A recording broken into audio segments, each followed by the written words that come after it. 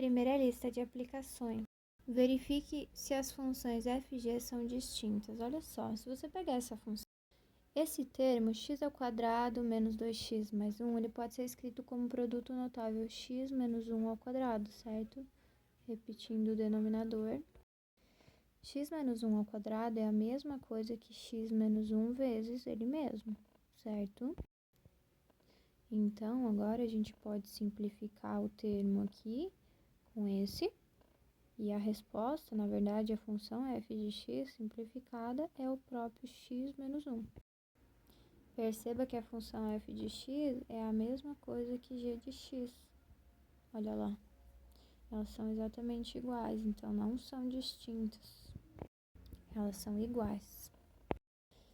Sejam a e b conjuntos e uma relação f, que é uma função, uma aplicação, de a em b, ó.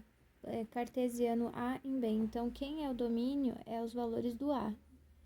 E o contradomínio é os valores do b, né? Então, o a que vai mandar as flechinhas para o b. Ó, pontos a b. Então, o domínio são os valores de a. Esses são os valores de a. E o contradomínio, as imagens, né? São os valores de b.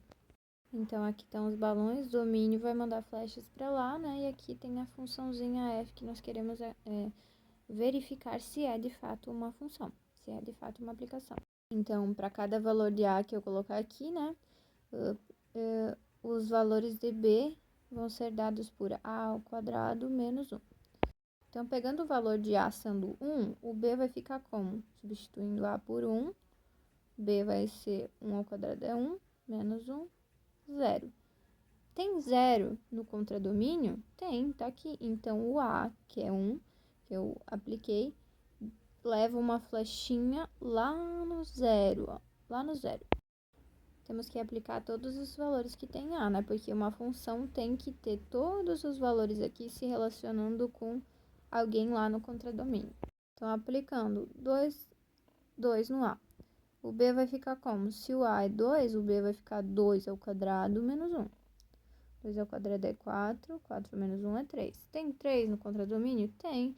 Então, o A que eu apliquei sendo 2, ele vai levar uma flechinha lá pro 3, ok?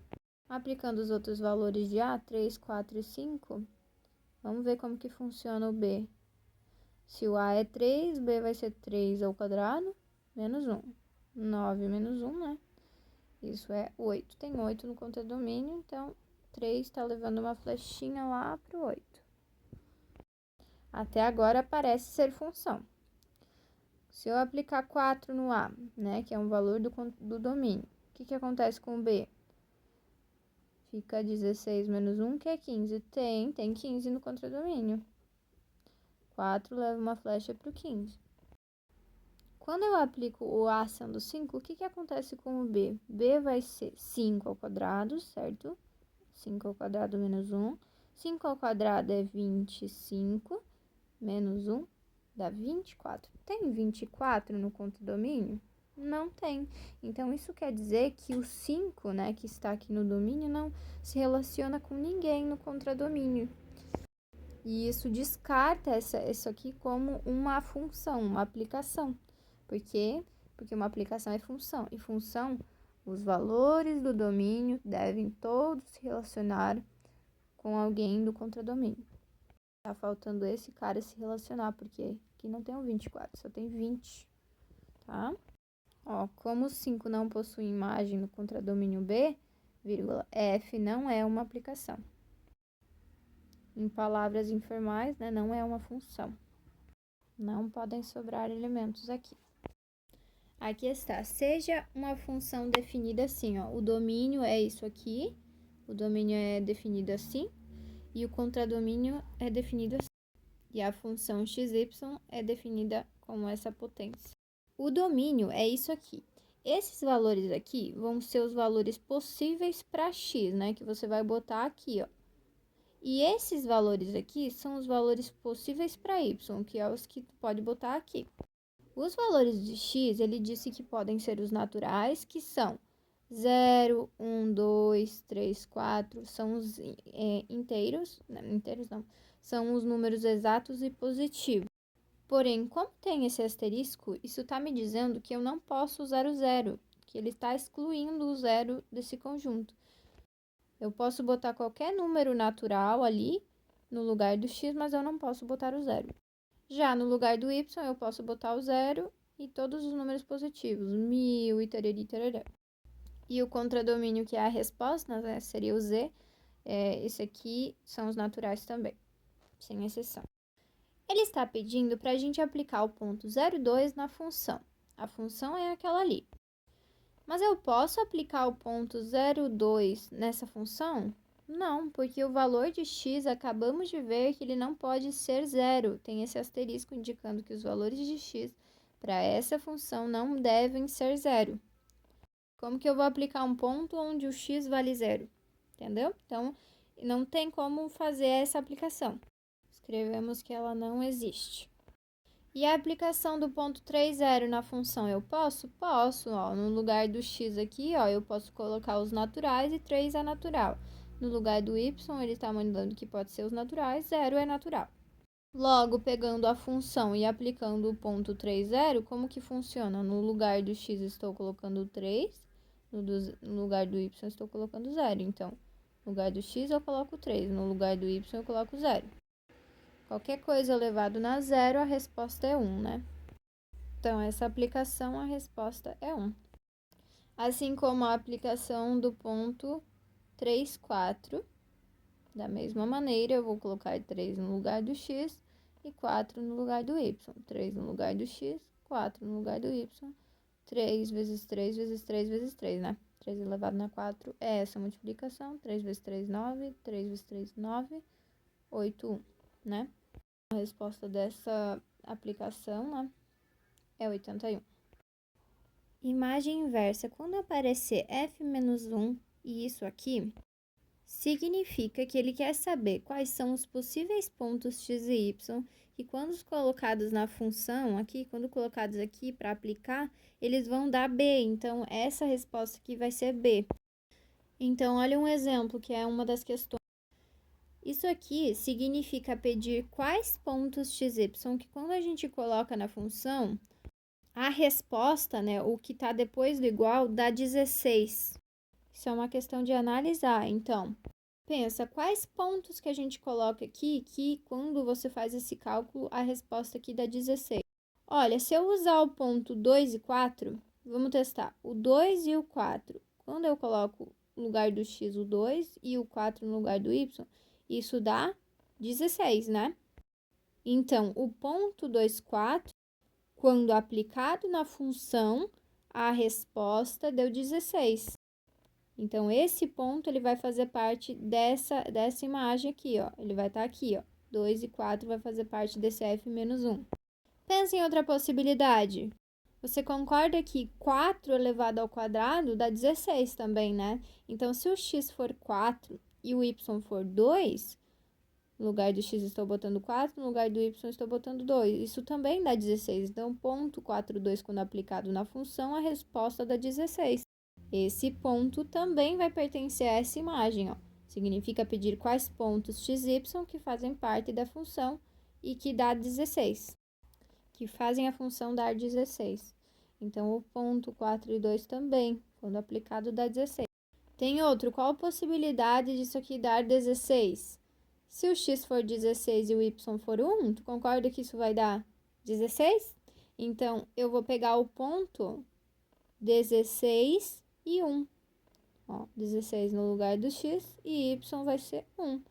Deu 16, né? Então, o ponto 16,1 aplicado na função, a resposta, a imagem, deu 16. Então, f-1 de 16 são esses pontinhos, tá? Que quando aplicados na função, dá 16. Esse pontinho aqui, ó, 16,1 vai fazer parte disso aqui. Consegue pensar em outra possibilidade? Não tem.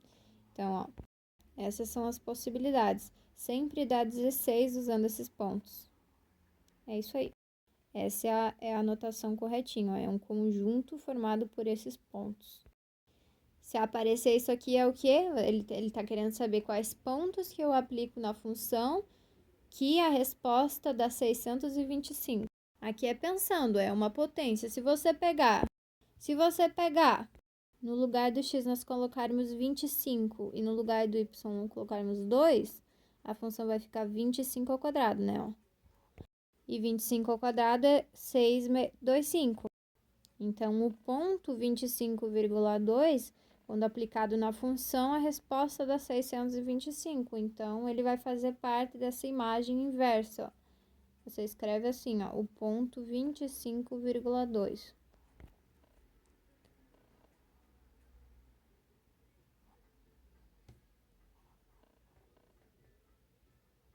Então, vamos fazer assim, ó, 5 vezes 5 vezes 5 vezes 5, 625.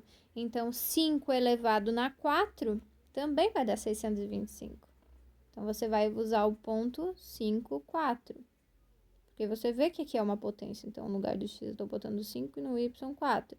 Isso dá 625. Então, o ponto 5, 4, ele vai fazer parte da imagem inversa ali, ó.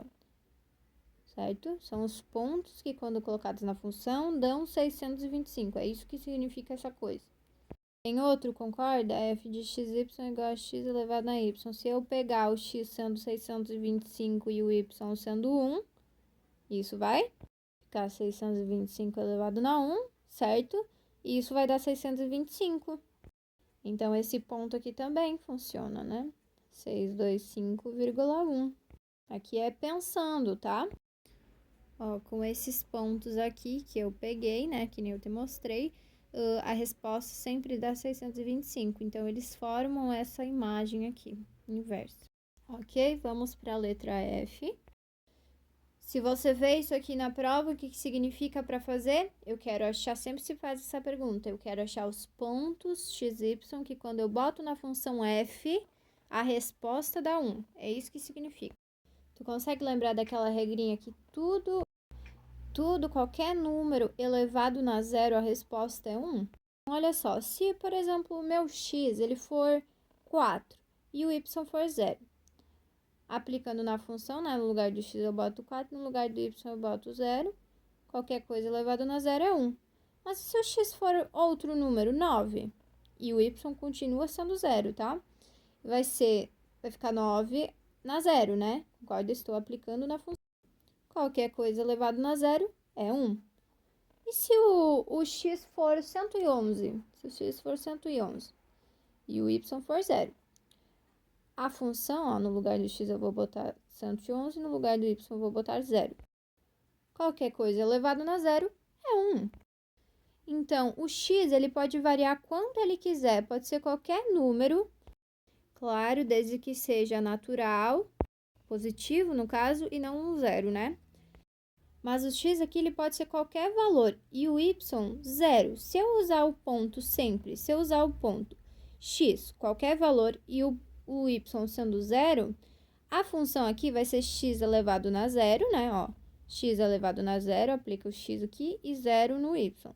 Qualquer coisa elevado na zero, a resposta é 1.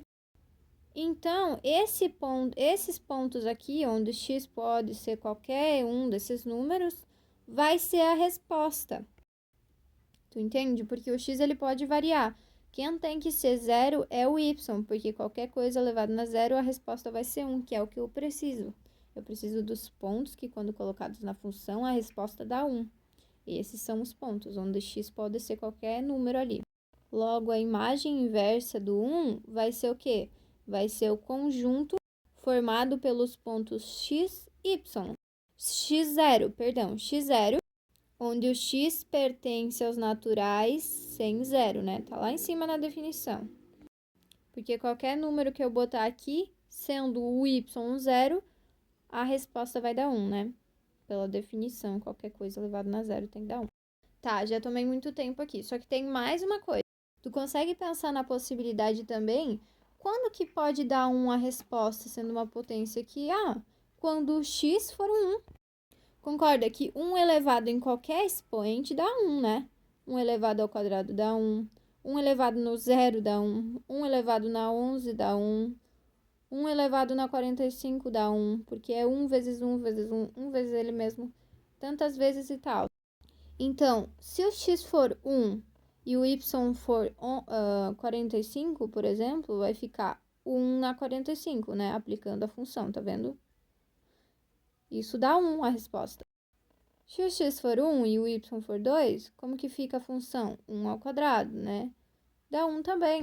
Então, se o x for 1, o y pode ser qualquer número, qualquer valor ali, ele pode ser, desde que a base seja 1, a resposta dessa potência vai ser 1, tu concorda? 1 elevado em qualquer potência vai dar 1. Então, esses pontos aqui, ó, 1, y, sendo y qualquer número natural, que tá lá na definição deles, vão ser os pontos que, quando botados na função, a resposta vai dar 1. Também, esses daqui e esses também. Então, esses pontos aqui, ó, 1, y, claro, com y pertencente aos naturais, porque tá lá na definição que o y pode ser os naturais. Também vai fazer parte da imagem inversa, ok? Então, como são duas coisas aqui, a gente escreve assim, que é a união. É como tá lá no gabarito. Vou te mostrar. Ó, daí ele separou, né? Eu esqueci, tem que botar chaves aqui para separar. Assim, ó. União com aquele conjunto ali que a gente fez. União com esse conjunto aí do 1y, e o y tem que pertencer aos naturais, né? Daí fecha aqui a imagem inversa, ok? Tem outras formas de escrever, mas eu não vou botar. O importante é que tu entenda como que eu achei essas respostas. Isso aqui é por pensamento, tá? Isso aqui tu tem que deduzir. Imagem inversa é pensar nas possibilidades, tá? Assim como você tem a função xy elevado a x, assim, quando você aplica um ponto 3, 4, por exemplo, como a gente fez, no lugar do x você vai botar 3, no lugar do y você vai botar 4 e vai resolver, né?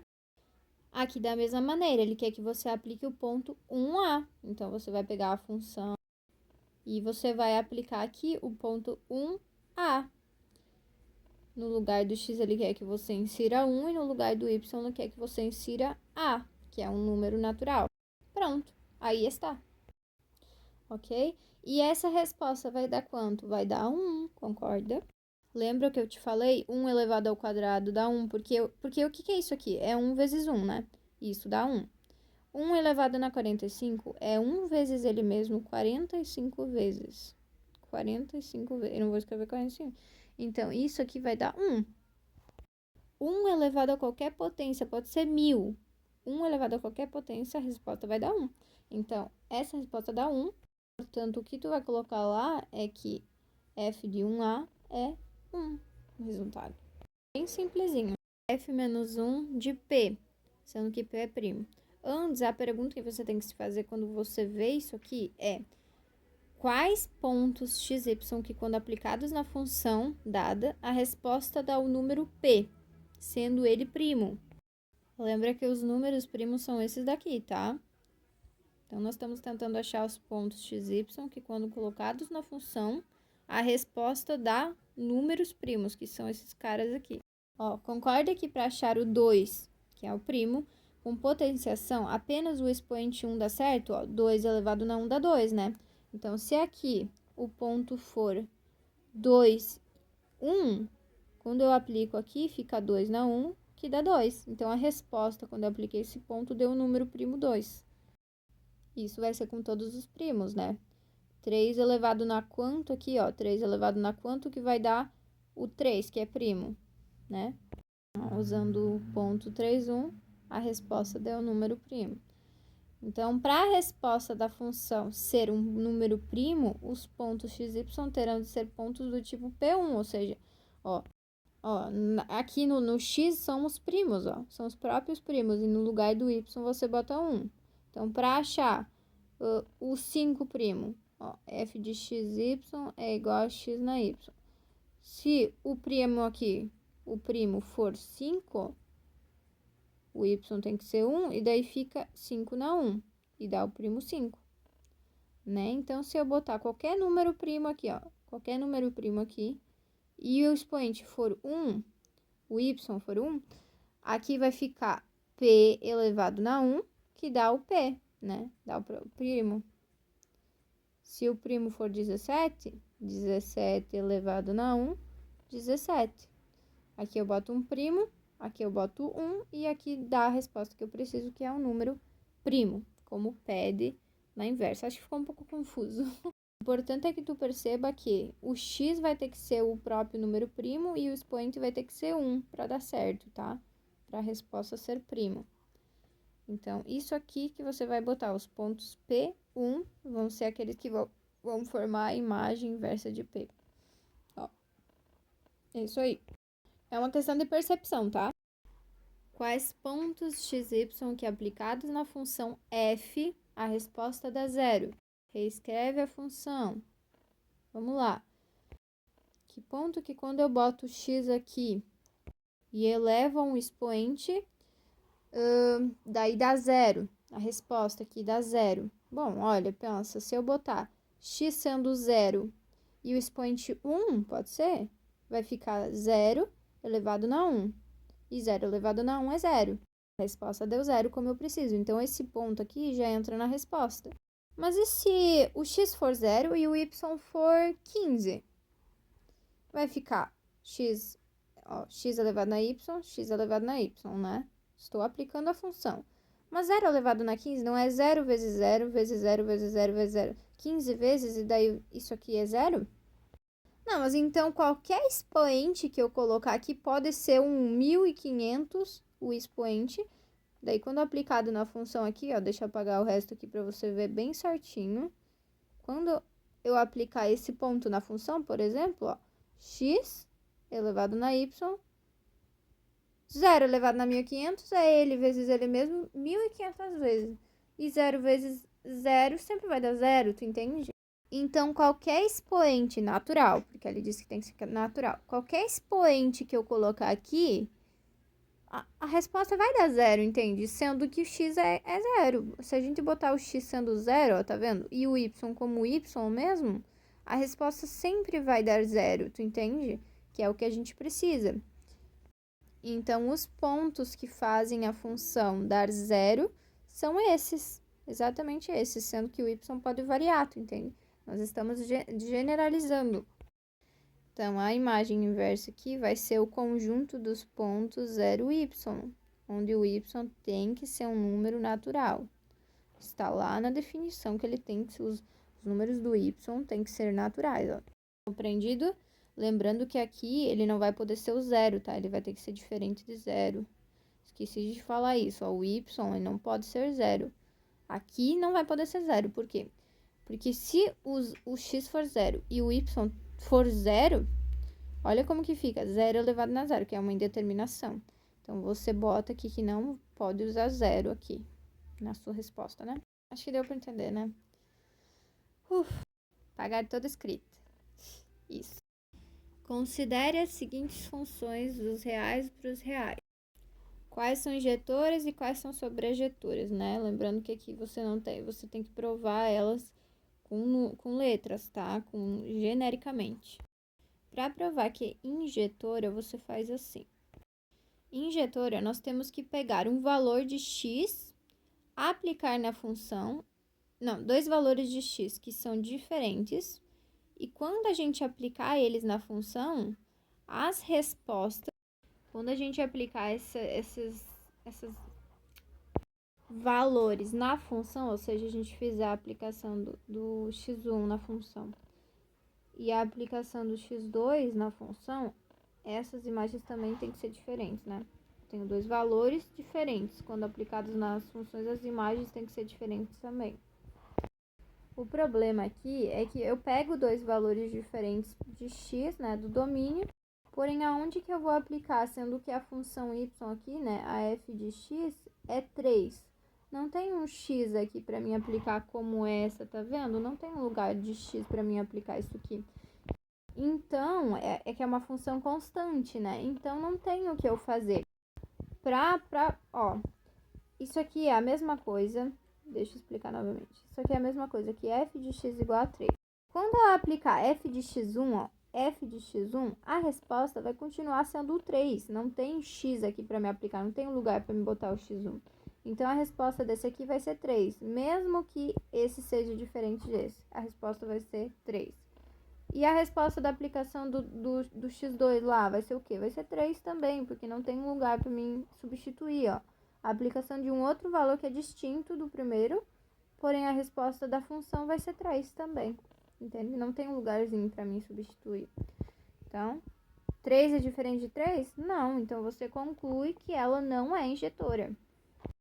Ok? Não é injetora, não é injetora, injetiva, sei lá, injetora. Vamos lá, vamos trocar um pouco de letra. Em vez de usar x, vamos fazer assim. Eu tenho que pegar dois valores distintos, A e B. São números diferentes, tá? A e B. Quando aplicados nessa função aqui, ó, lembrando que isso aqui é f de x, tá? Y f de x. Então, dois valores distintos que quando aplicados na função, ou seja, quando eu fizer f de A e f de B, essas imagens têm que ser diferentes. Se eu concluir isso aqui, então ela é injetora. Vamos lá, pegando o A e aplicando na função, ou seja, no lugar do x eu vou botar A. No lugar do x eu vou botar A, então no lugar do x aqui também vai A. Concorda? Então, f de A vale A mais 2. A mais 2. E f de B, como é que vai ficar? Quando eu aplicar B no lugar do x, como que fica aqui? B mais 2, né? F de B, que é a imagem da aplicação do B, é B mais 2. E elas são diferentes, concorda? Se o A é um número diferente, fosse 1, por exemplo, e o B fosse 4, concorda que A mais 2 vai ser diferente de B mais 2, né? Porque 1 mais 2 seria 3 e 4 mais 2 seria 6. Então, elas são, de fato, coisas diferentes, ó. Se eu tenho valores diferentes para x, valores diferentes para o domínio, as imagens desses valores deram diferentes. Então, eu concluo que é injetora. Mais ou menos foi. Para saber se essa função é sobrejetora, você vai ter que isolar a variável x. Então, nós vamos pegar y é igual a x mais 2 e vamos isolar o x, ou seja, passo o 2 para lá como menos 2, né? Concorda? Só vou olhar desse lado aqui, ó, que o x é igual a y menos 2, porque assim fica ruim, né, de ver. Então, x vale y menos 2, tá? Isolou x, o próximo passo é pegar a função novamente, que é f de x, ou seja, y, né? Y igual a x mais 2, né? Y você sabe que é f de x. E aplica esse x que você acabou de isolar, você vai aplicar ele na função. Aqui, ó. X vale y menos 2. Então, você vai aplicar no lugar do x esse troço aqui, ó. Tá? Então, no lugar do x, você tá botando essa expressão. Mais 2. Y menos 2 igual... Y menos 2 mais 2 sobra y. É isso que você precisa achar, né? Esse aqui foi o x que você usou. Não precisa ficar escrevendo essa expressão. É isso que você precisa achar. Quando você pega a função, isola o valor de x, aplica esse valor novamente na função, tem que dar exatamente o y. Se isso aqui acontecer, então é sobrejetora. Se fosse y igual a x mais 3, nós vamos isolar o x. Então, passei o 3 para lá como menos 3. Né? O x vale y menos 3. Então, na função, né? Você sabe que y vale f de x, é a mesma coisa. Então, a função f de x, x mais 3, no lugar do x, eu vou aplicar isso aqui que eu isolei, que é y menos 3. Então, fica y menos 3 no lugar do x, e isso dá y, né? Porque esses aqui são opostos. Então, eu isolei a variável x, substituí novamente na função e deu y. Logo, é o que eu precisava, tá? Tu precisa isolar uma variável e achar a outra. Então, tá tudo certinho. É sobrejetora. É sobrejetora. Não sei te explicar por quê, porque eu não me lembro mais, mas tem uma explicação, tá? A C eu não soube fazer, eu até perguntar pra prof. Só sei fazer a injetora. Sobrejetora eu não sei, tá? Então, a C, para constatar que ela é injetora, é como as outras, né? Para ser injetora, você tem que pegar dois valores distintos, então a gente vai usar dois números distintos, aplicar eles na função, lembrando que y é f de x, né? Aplicar eles na função, ou seja, botar a no lugar do x, e botar b no lugar do x. E essas respostas, essas imagens também tem que ser diferentes. Ó, se no lugar do x da função ali a gente aplicar f de x, é quanto? Ali é x ao quadrado menos 5x mais 6, certo? Aplicando o a, fica a ao quadrado menos 5 vezes a mais 6, né? No lugar do x, estou botando o a. Já o b, aplicando b no lugar do x, vai ficar b ao quadrado menos 5 vezes b, tá vendo? Mais 6. Então, nós vamos colocar isso aqui, ó. F de A vale isso e F de B vale isso, né? Como A, que é por percepção, ó, como A é diferente do B, então esses resultados aqui vão ser diferentes, tu concorda, né? Se tu trocar por números, um número A diferente de B e fazer as contas, tu vai ver que esse resultado vai dar diferente desse, que é o que a gente precisa, né? Duas coisas diferentes e os resultados dão diferença aqui. Então, de fato, essas coisas são diferentes, você constata que é injetora. Tá? É sempre esse esquema. A sobrejetividade, você tem que isolar o x, e por isso eu não tô conseguindo fazer, então, perdão.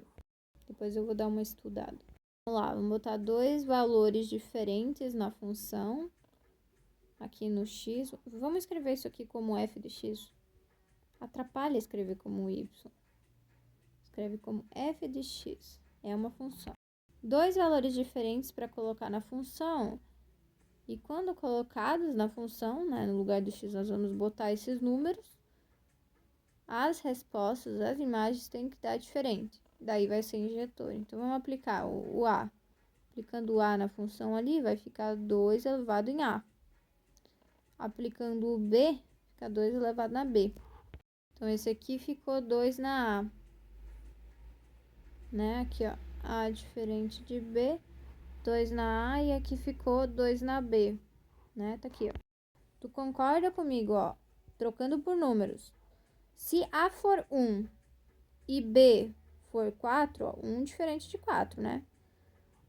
Então, quando você aplica ali na função, ó, 2 elevado na a, 2 elevado na 1, vai ser de fato diferente de 2 elevado na b, 2 elevado na 4. Concordo que 2 elevado na 1 é diferente de 2 elevado na 4. Então, se a é diferente de b, as imagens aqui para essa função vão ser diferentes, sim, claro que vão ser. Então, a função aqui, ela é injetora. Da sobrejetividade, eu não sei como se faz, porque daí tem que isolar o x. Tem que usar logaritmo, alguma coisa assim, e eu não me lembro agora. Então, não vou fazer, tá?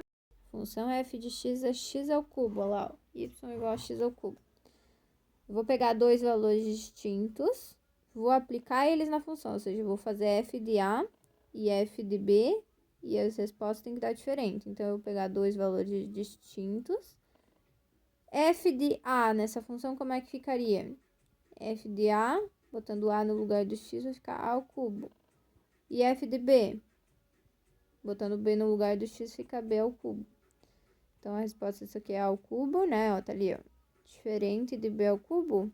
Sim, claro que é diferente. Se a é um número diferente de b, a elevado ao cubo vai ser diferente de b elevado ao cubo. Só trocar por número, você vai ver que as respostas vão dar diferença. É injetora, tá? É injetora. Para ver se é sobrejetora, como eu te disse, você isola o x. Então, nós temos aqui, agora sim, você considera f de x como y, tá? Considera agora, tá? Então, para ver se é sobrejetora, você vai isolar o x. Que nós vamos tirar a raiz cúbica dos dois lados. Ó, raiz cúbica dos dois lados, e daí aqui vai cortar, né? Pelaquela regrinha. Raiz cúbica de y, corta a potência com o expoente ali, sobra x. Isolamos o x. Após esse passo que você sabe que o x vale isso aqui, você vai pegar a função, novamente, só que daí em vez de y igual a x ao cubo, você considera y como f de x, né? Porque é a mesma coisa. E na função, agora você vai aplicar no lugar do x essa coisa aqui, ó, porque x vale isso. Então, você vai aplicar isso aí. No lugar do x, você tá botando essa expressão aí. Daí você vai achar que é y. Pronto. Se você achar que é y, você isola o x e você acha no final que é y, assim, exatamente assim, então quer dizer que é sobrejetora. É isso que eu entendi, né? Já nessa função aqui, ó, y é o módulo de x. Vamos lá, olha só, se eu for pegar dois valores diferentes, essa é a regra da injetora. Eu quero saber se é injetora, ó. Injetividade, injetora.